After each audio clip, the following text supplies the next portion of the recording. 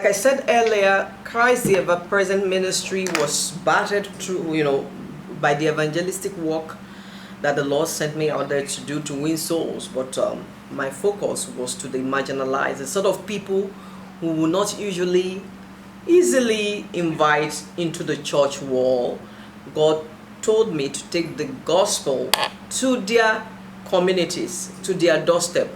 And they're actually the marginalized. You go to some communities.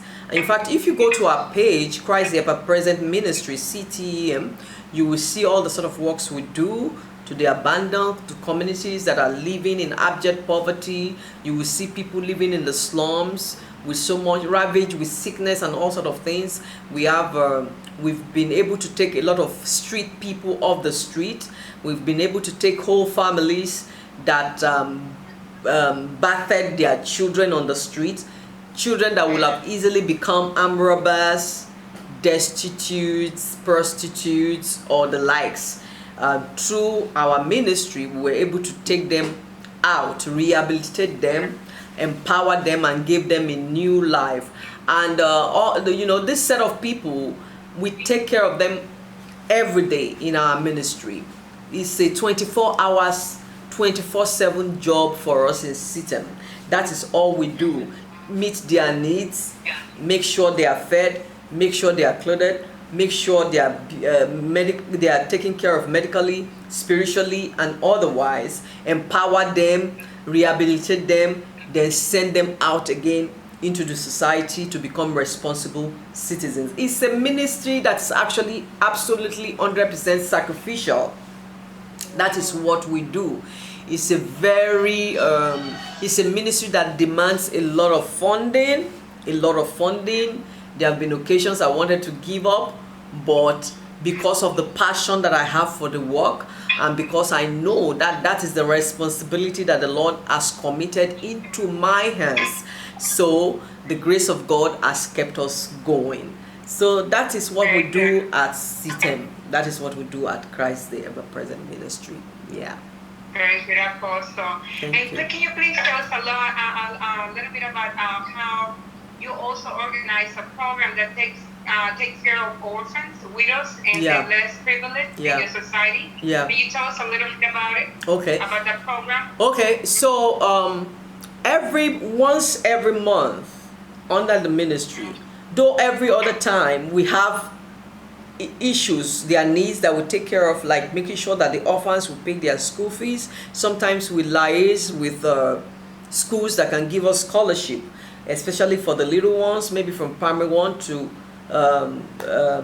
throughout this primary school, and we pay their school fees. And some widows, once they lose their husbands, some family, we just throw them out and they become homeless with their children.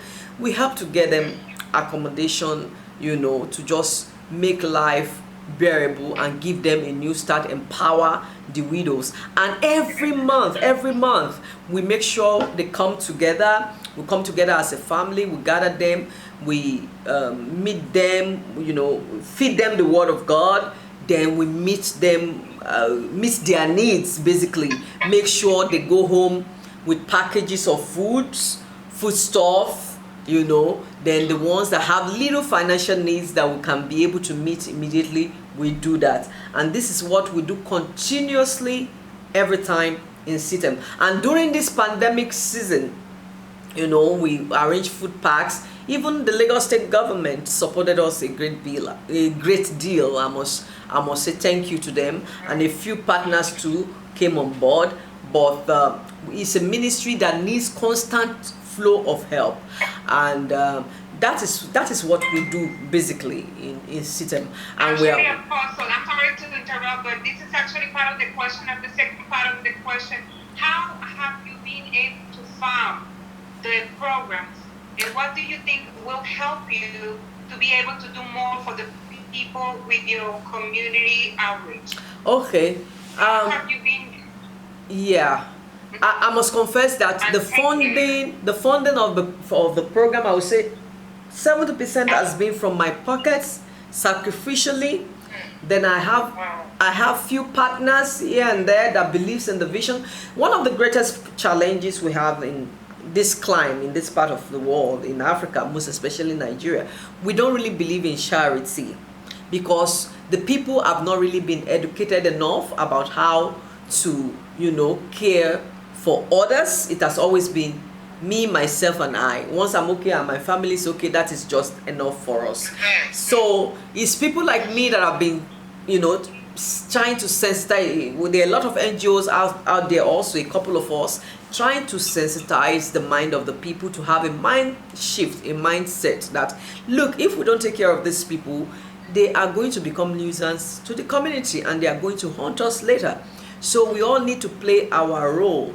So really, just few partners here and there, and we have, you know, great visions that will make the work easier for us, that will make the work better for us. We want to have shelter, you know, for the homeless. We want to have, look at this sort of season, of this pandemic season, we need a food, you know, a food bank, you know, food bank that, you know, will just be on standby, that such people, no matter what, even if it is once a day, they can say, I know I'm hungry, I can go in there and be able to get food to eat.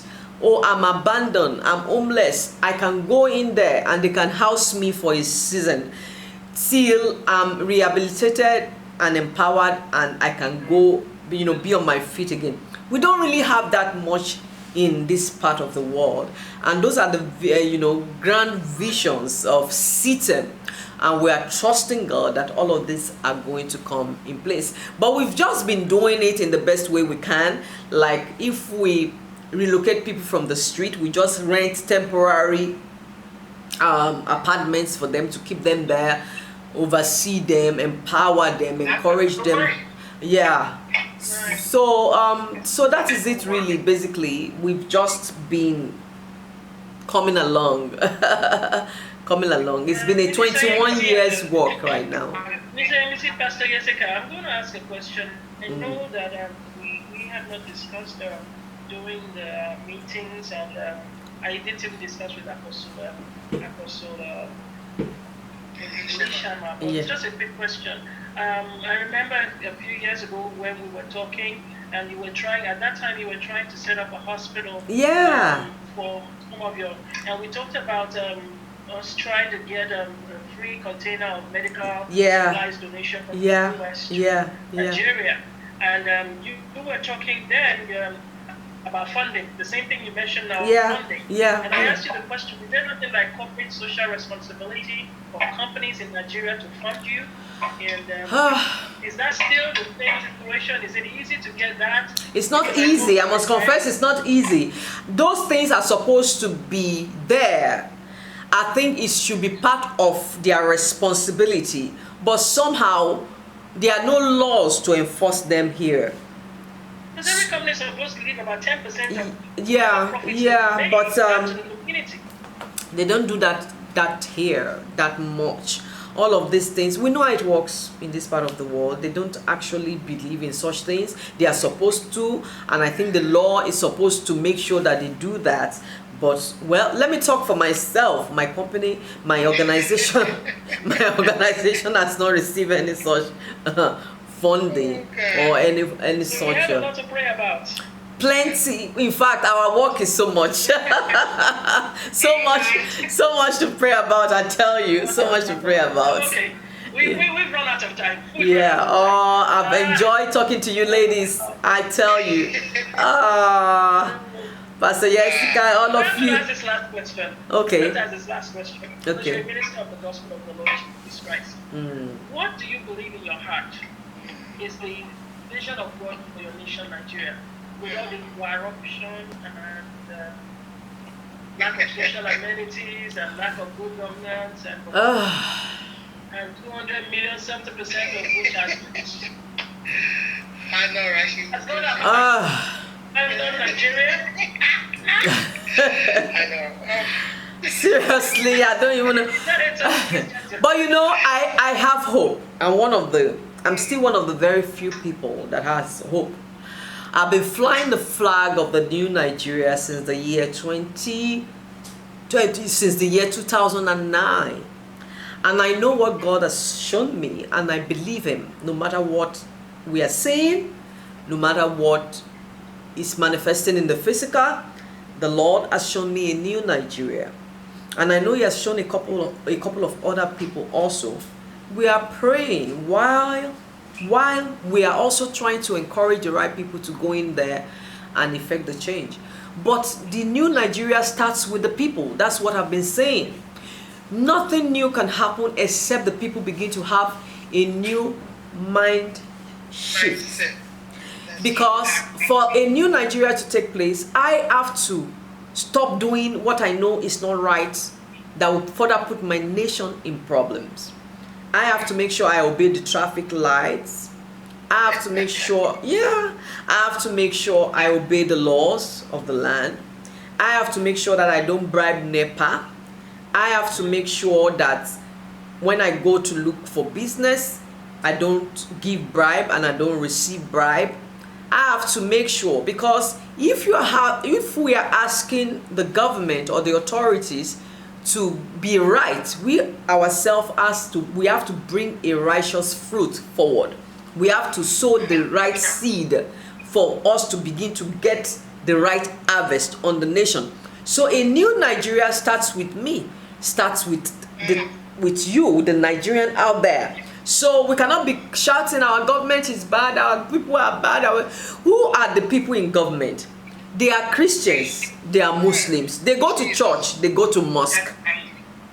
They hear preachings. Nigeria is the most evangelized nation on the face of the earth.